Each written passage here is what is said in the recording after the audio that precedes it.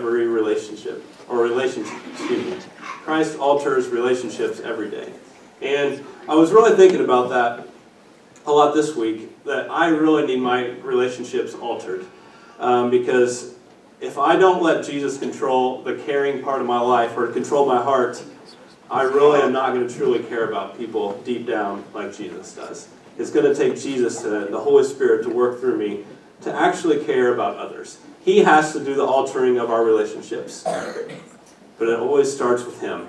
And really, He has to be first each and every time. There's a quote I came across on the internet, and I think I may have the picture here. If not, it's no big deal. It says, "Stir in me a love that's deep, a love that's wide, a love that's sweet, and help me, Lord, with all that love that you're stirring in me, to never keep it to myself." So I think after we have that relationship with God and He's stirring that love within us and we care about what God thinks and we know that God cares about us, the next step is to not keep it for ourselves.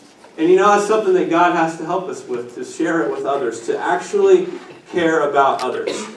And I don't want you to get this confused with it has to be a bunch of works. All right? As I was reading my word today in Romans chapter 3, verse 28, I don't have this on the board, but it says, "For we maintain that a person is justified by faith apart from the works of the law." So it's about our faith, but how do we share this love? How do we really care about others like we care for God and like God cares about us?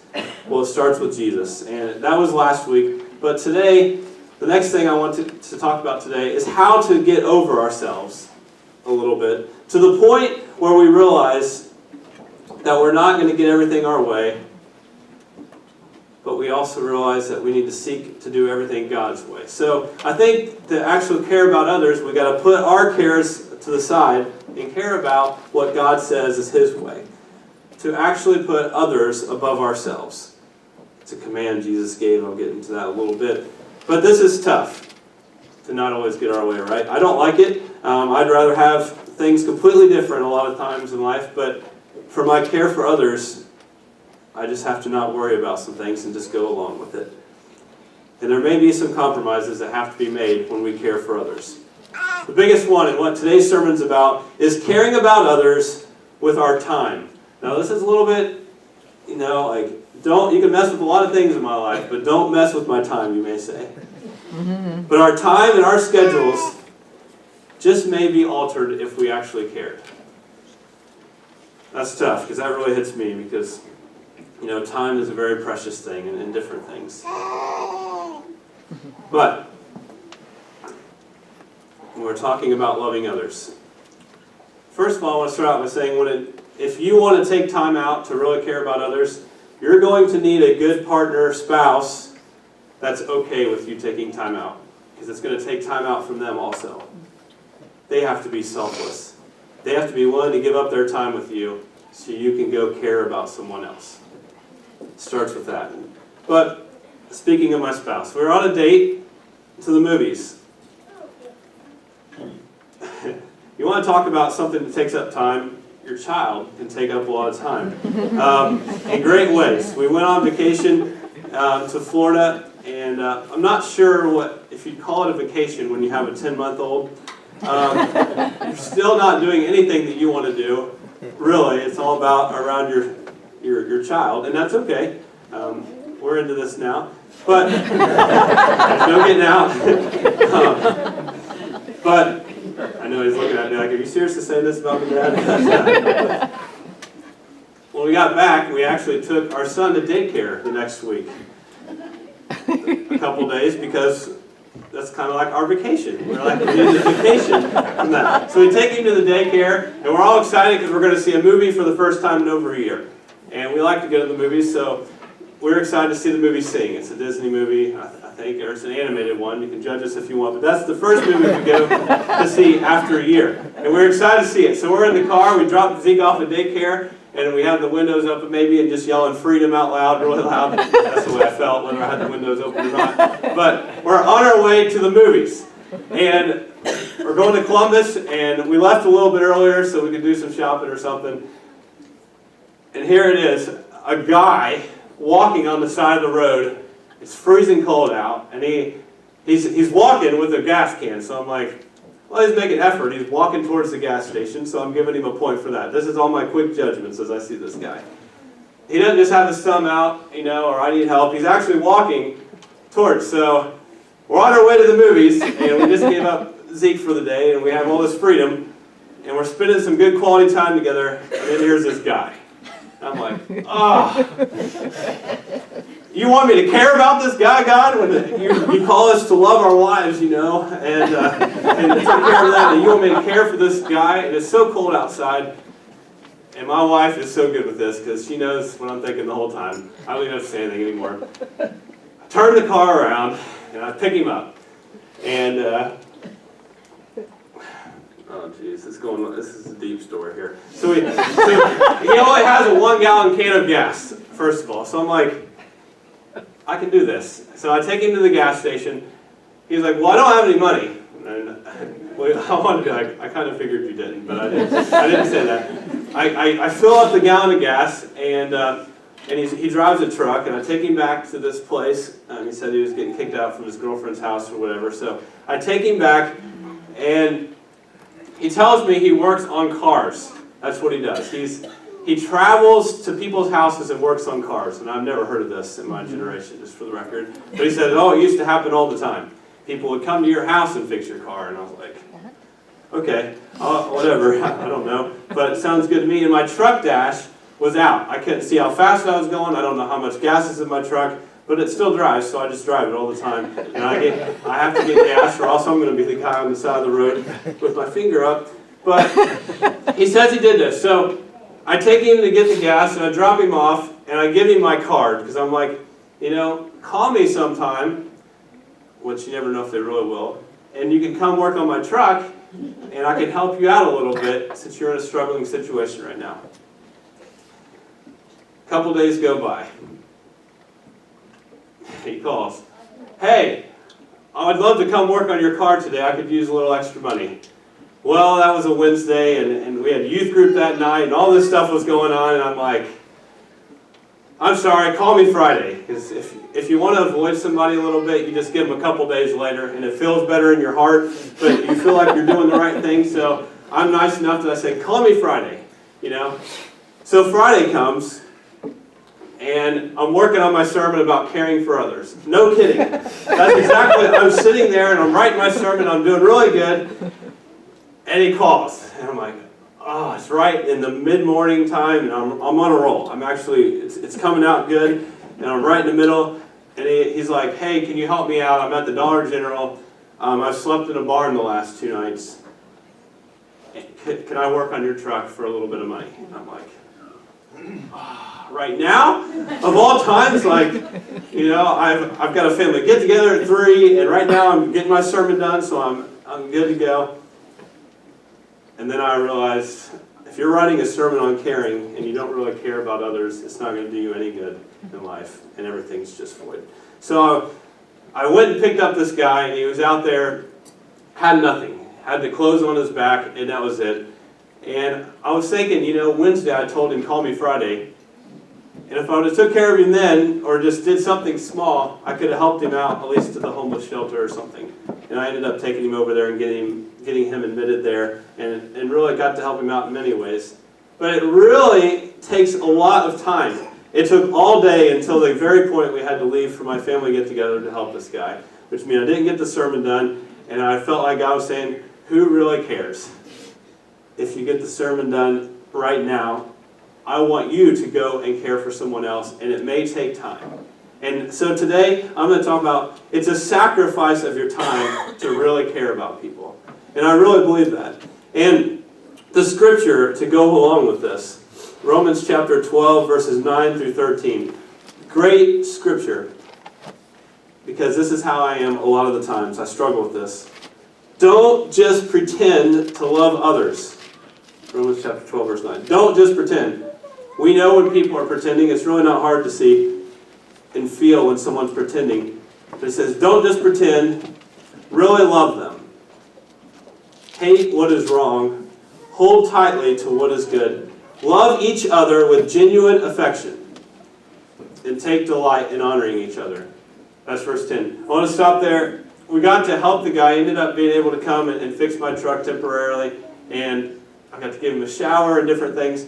But the thing that really got me is we were running late to our family get-together already, and we have a pool table, and he asked me, "Hey, would you like to play me in a game of pool?" And I'm thinking, oh, I'm already late. I got to run you all the way to North Vernon and back and do all kinds of things before we're already late for our family get-together.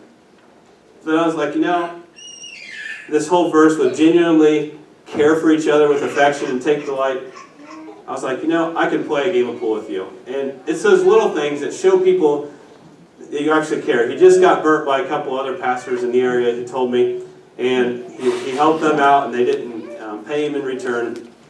You never know what the story is to believe. But I gave to this guy precious time and some other things, but in the midst of things, it really helped me see that it's so important to really care about someone and maybe to even go the extra mile. And I helped him in so many ways, but I will probably never get anything back from this guy. He helped fix my truck, which is actually broken again already, but that's okay. It worked for a couple days. I knew how fast I was going. But I genuinely actually cared that day. And that's what I'm asking God every day. Will you help me care about not only you, but your people that you put around us each and every day? And this is another verse that gives me. Verse 11 in Romans chapter 12. Never be lazy, but work hard and serve the Lord enthusiastically. Rejoice in our confident hope. Be patient in trouble, and always keep on praying. When God's people are in need, be ready to help them. Always be eager to practice hospitality. And I didn't have a problem. This is a guy I didn't know, and I told him, I have to trust God. And I'm not scared of you at all, but you're coming to my house. You're around my wife and child, and I'm just going to trust that this is going to be the right thing to do. It ended up having a little relationship, just a friendship that maybe he needed to get him through the days, to see that someone actually cares about him. But to be eager to practice hospitality. Next thing I was thinking about is our prayer concern list. And sometimes it can get a little long, and John's been keeping it pretty good and shorter, but sometimes our prayer concern list is like 2 pages, and there's really small fine print. And I read over these, and I'll pray for them, but do I really connect to a person? And unless you know them personally, sometimes it's hard to connect to a person. So I was thinking this week, well, maybe to help me connect to these people, it's going to take a little more time, but what if over here on the side it says added by? So I'm like, at least I know who knows these people because I don't know a lot of them. But it says added by, and I was able to text or call a couple of these people to ask how are they doing, because I know that the people who added them are very concerned about them. And if I want to connect with the people on our prayer concern list to really care about them, it's going to take some time, but I was like, you know what? I'm going to get a hold of a couple of these people that added them, and it was an extreme blessing when I did that. I have to read how it connected with me in a text. I got a text back on an update on how one of these people were doing. And you talk about making it personal. Here was the update on one of the people on our list. It says, I miss my husband. They've been in the hospital and for a long time. Her husband's not been doing very well. I miss my husband and wish he could once again be the leader in our home. I'm trying to understand where God is leading in all of this. I am trying to do what he would have me do, but I'll be honest, I'm tired and I want to go home. I want to see my kids and be there to tell my son to go to bed. Thank you for your help and prayers. And that's just a small part of it. But you know what? After I read that update, you talk about making it more personal. When I'm praying for this guy now on our prayer list, I'm thinking, wow, I know what's going on in their family a little bit. I have an update and how much they're hurting, because unless it's a close friend, family member, we just don't get the hurt of someone else unless we truly ask about these prayer concern lists. Because sometimes it's just a name on a list, but other times we get to actually know these people and really connect with them. So I'll challenge you in another way. It's going to take a little bit of time, but maybe it's good to just send a quick text or call, how is this person doing, to help you, and God will show you how much he cares about each and every one of these people Are we really caring and praying for them?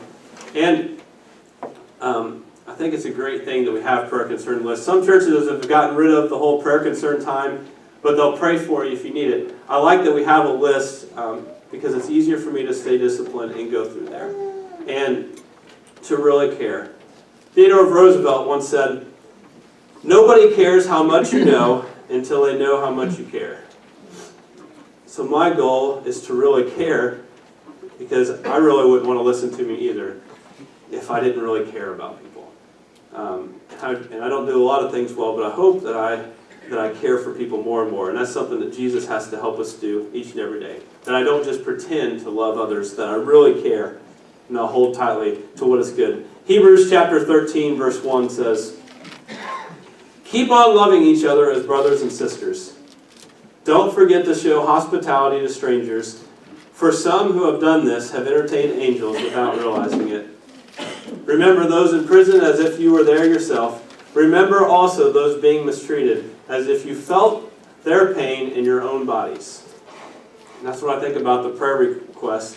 I'm not going through what some of these people are, but God calls us to feel that pain, or to really sympathize with them, and to mourn and grieve with these people. The person who's lost a loved one this week, whatever it may be, God calls us to care each and every day.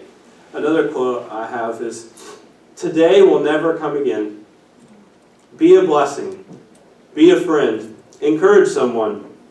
Take time to care." That's what really got me. "And let your words heal and not wound." Take time to care, God says. And I thought about the Good Samaritan story, and a lot of you know it. I'm not going to go through the whole story again, but I will say only one of those people took time to stop and care. A priest came along, and the guy was, battered and looked horrible. The priest came along and kept on going.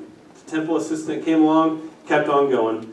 But I love that in the story in Luke chapter 10, verse 33, it says, "Then a despised Samaritan came along, and when he saw the man," and I think this is the difference, this is a Jesus thing. When he saw the man, he felt compassion for him. I pray that we feel compassion for the hurting and the lonely and the struggling out there. Because maybe we're going to need that help very soon ourselves. And he went over him and he soothed his wounds. And honestly, the Good Samaritan, it cost him a lot of time to help this person. It cost him a lot of money to pay the people to take care of him. But he never did complain. He never said, "Well, I can't afford this." He went and took care of it. The last verse in that story is in chapter 37. It says, the man replied after Jesus says, "Who showed him the mercy?" Then Jesus says, "Yes, now go and do the same." Go and do the same as that Samaritan man did. Because we're all called to go and do the same, to help people who's in need, to actually care. And it's going to cost you time, I can promise you. And maybe good time with a family or a friend. But that's part of the sacrifice. I'm into quotes today because I found somebody I really liked. But another one, it says, "Sacrifice is to give everything up, not for your own benefit, but for someone else." And a lot of time, that sacrificial time that you give up is really hard to do. But it will be very rewarding in the long run. I haven't heard anything back from this guy who I helped, and I'm really not sure where he's at today. But that's not what it's about. Because I felt so good, and I even talked to Caitlin about it, we felt so good actually helping someone in extreme need and didn't get anything else in return. And I was like, that's sacrificial love. And I'm thankful for a wife that'll let me do those kind of things. And this weird stuff happens all the time. And if you keep your eyes open, there's a lot of people out there that need a lot of care. John chapter 15, verse 12 through 17. Jesus commands us to do this. "Love each other in the same way I have loved you," Jesus is saying here. "There is no greater love than to lay down one's life for one's friends. You are my friends if you do what I command. I no longer call you slaves because a master doesn't confide in the slaves. You are my friends since I have told you everything the Father told me." Verse 16. "You didn't choose me," Jesus says. "I chose you. I appointed you to go and produce lasting fruit so that the Father will give you whatever you ask for using my name." Verse 17, this is my command, love each other. So the people came and listened to Jesus. They came and brought their loved ones to Jesus who were sick. Why? I think a huge part of it is because Jesus cared about each and every one of them. Right? Why would people travel and why would people take their friend on a roof and try to lower him through just to see Jesus? And I think people were amazed at Jesus also. This is my own thoughts here. Is because of how much care Jesus showed people. He showed them that he wasn't just a talker and saying, all these things are going to be great. He literally got down in the trenches and he cared for each and every person. He says to those people, I want you to do the same thing. And that's what he's telling us today. Love me, the Lord your God, above all else, and then love your neighbor as yourself, putting other people above yourself. Another slide I have is John 15, verse 16, in a little bit different way, but I thought this was good. It says, I chose you, I wanted you, and I appointed you. I set you where you are today. And I think Jesus puts us in the exact spot we need to be today to care for those around us.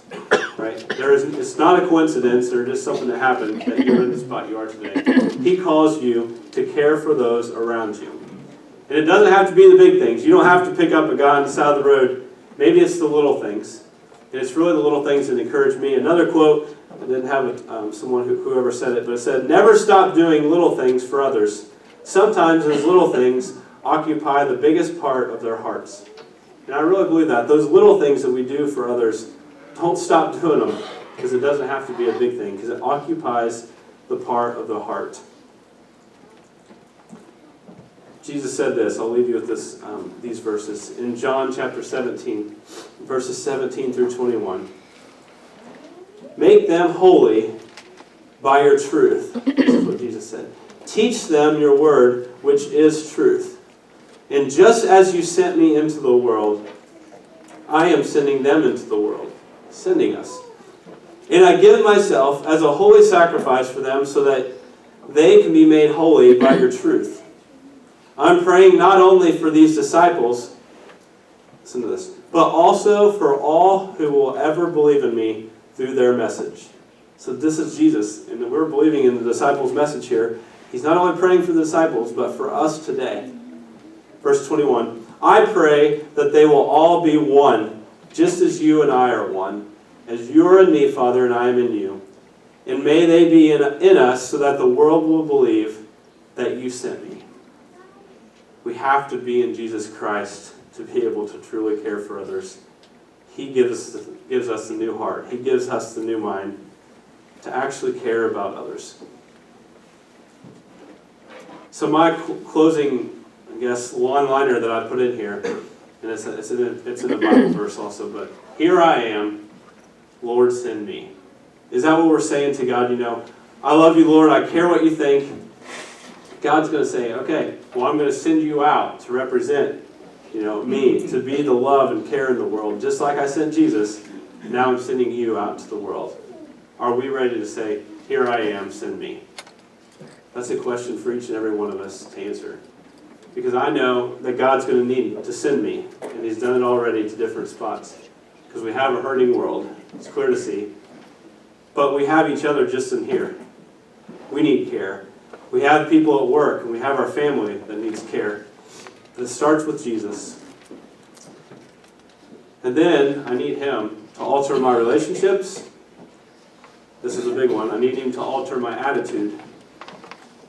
And overall, I have to be okay with Him altering my schedule to care for others.